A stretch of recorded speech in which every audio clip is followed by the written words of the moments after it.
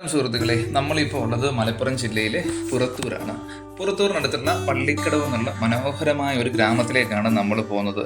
പുഴയും അതുമായി ബേസ് ചെയ്ത് ഉപജീവനം നടത്തുന്ന ഒരു കൂട്ടം മനുഷ്യർ താമസിക്കുന്ന സ്ഥലമാണ് ഈ പള്ളിക്കടവ്.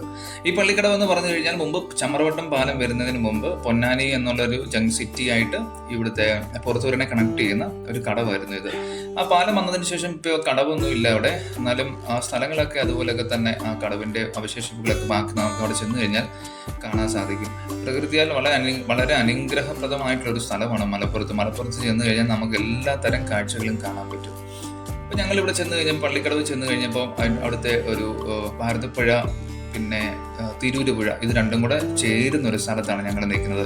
ഇവിടെ നിന്നാണ് അത് അറബിക്കടലിലേക്ക് ഒഴുകി പോകുന്നത്. അവിടെ ചെന്ന് കഴിഞ്ഞാൽ നമ്മൾ അവിടെ ഒരു ഭാരതപ്പുഴയുടെ അവിടെ ചെന്ന് കഴിഞ്ഞാൽ നമുക്ക് കാണാൻ പറ്റുന്ന ഒരുപാട് ജെല്ലി ഫിഷിനെ നമുക്ക് അവിടെ ചെല്ലുമ്പോൾ കാണാൻ സാധിച്ചു. ഒരുപാട് മരങ്ങളുണ്ടായിരുന്നു, പിന്നെ കണ്ടൽ കാടുകളുണ്ടായിരുന്നു. ഈ ജെല്ലി ഫിഷ് എന്ന് പറഞ്ഞു കഴിഞ്ഞാൽ നമുക്ക് പെട്ടെന്ന് മനസ്സിലാവും. എന്ന് വെച്ചാൽ അതിൻ്റെ ഒരു കിടപ്പൊക്കെ കാണുമ്പോൾ നമുക്കത് മനസ്സിലാവും. റോഡിൽ ചിലപ്പോൾ പറ്റിപ്പിടിച്ചിരിക്കുന്നത് കാണാം, ചിലപ്പോൾ കല്ലുകളിൽ പറ്റിപ്പിടിച്ചിരിക്കുന്നതാണ്. റോഡെന്ന് പറഞ്ഞു കഴിഞ്ഞാൽ ഈ വെള്ളം വന്നിങ്ങനെ തട്ടി നിൽക്കുന്ന ആ ഒരു സ്ഥലങ്ങൾ.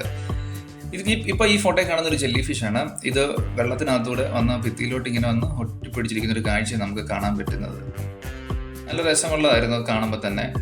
പിന്നെ കുറേ നേരം അവിടെ ഇങ്ങനെ അത് പറ്റിപ്പിടിച്ചിരിക്കുന്നു. പിന്നെ അത് പതുക്കെ അതിലേക്ക് അങ്ങ് പോകുന്നു. ഇങ്ങനെയുള്ള ഒത്തിരി ജെല്ലി ഫിഷുകളെ ഞങ്ങളവിടെ ചെന്നപ്പോൾ ആ സ്ഥലത്ത് പള്ളിക്കടവ് എന്നുള്ള സ്ഥലത്ത് വെച്ചിട്ട് കാണാൻ സാധിച്ചു. ഇതിന് തൊട്ടടുത്ത് കുറേ കണ്ടൽക്കാടുകളൊക്കെ ഉണ്ട്. കണ്ടൽക്കാടുകളാണല്ലോ നമ്മുടെ തീരദേശത്തിന് സുരക്ഷ ഒരുക്കുന്നത്.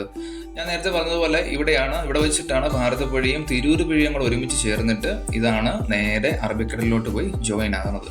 നമുക്കിവിടെ നിന്ന് കഴിഞ്ഞാൽ നമുക്ക് കാണാൻ പറ്റുന്നതാണ് പൊന്നാനി കാണാൻ പറ്റും. പിന്നെ പടിഞ്ഞാറക്കര ബീച്ചും നമുക്ക് ഇവിടുന്ന് കാണാൻ പറ്റും. ബീച്ചിന് കുറച്ച് ഭാഗങ്ങൾ നമുക്ക് ഇവിടെ നിന്ന് കാണാൻ പറ്റും.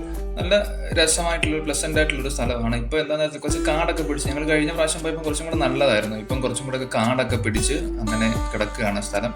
എന്നാലും കുഴപ്പമില്ല, നമുക്കൊരു മനസ്സിനൊക്കെ ഒരു റിലാക്സേഷൻ അവിടെ ചെന്ന് കഴിഞ്ഞാൽ നല്ല കാഴ്ചകളാണ്. ഇപ്പം തെങ്ങും കാര്യങ്ങളൊക്കെ കാണണമെങ്കിൽ നമ്മൾ മലബാർ സൈഡിൽ വരണമെന്ന് തോന്നും. ഇവിടെയൊക്കെ ഒരുപാട് തെങ്ങുകളുണ്ട്. എവിടെ ചെന്ന് പറഞ്ഞാലും തെങ്ങുകളാണ്.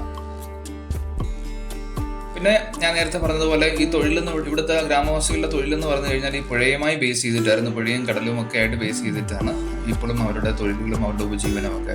നല്ലൊരു ഗ്രാമപ്രദേശം, നല്ലൊരു ഗ്രാമാന്തരീക്ഷം തന്നെയാണ് നമുക്ക് കാണാൻ പറ്റുന്നത്. മലപ്പുറത്ത് ചെന്ന് കഴിഞ്ഞാൽ നമുക്ക് വികസനങ്ങൾ കാണാൻ പറ്റും, ഒരുപാട് വികസനങ്ങൾ കാണാൻ പറ്റും. അതുപോലെ തന്നെ ഗ്രാമീണമായിട്ടുള്ള ഒരുപാട് ഭംഗികൾ നമുക്ക് അവിടെ ചെന്ന് കഴിഞ്ഞാൽ കാണാൻ പറ്റും. ഒരുപാട് തെങ്ങാണ് ഇപ്പം ചെന്ന് കഴിഞ്ഞാൽ നമുക്ക് ഏറ്റവും കൂടുതൽ കാണാൻ പറ്റുന്നത്. എല്ലാ വീട്ടിലും തെങ്ങുണ്ടെന്നുള്ളതാണ്. ഇഷ്ടംപോലെ സ്ഥലങ്ങളും ആൾക്കാരും.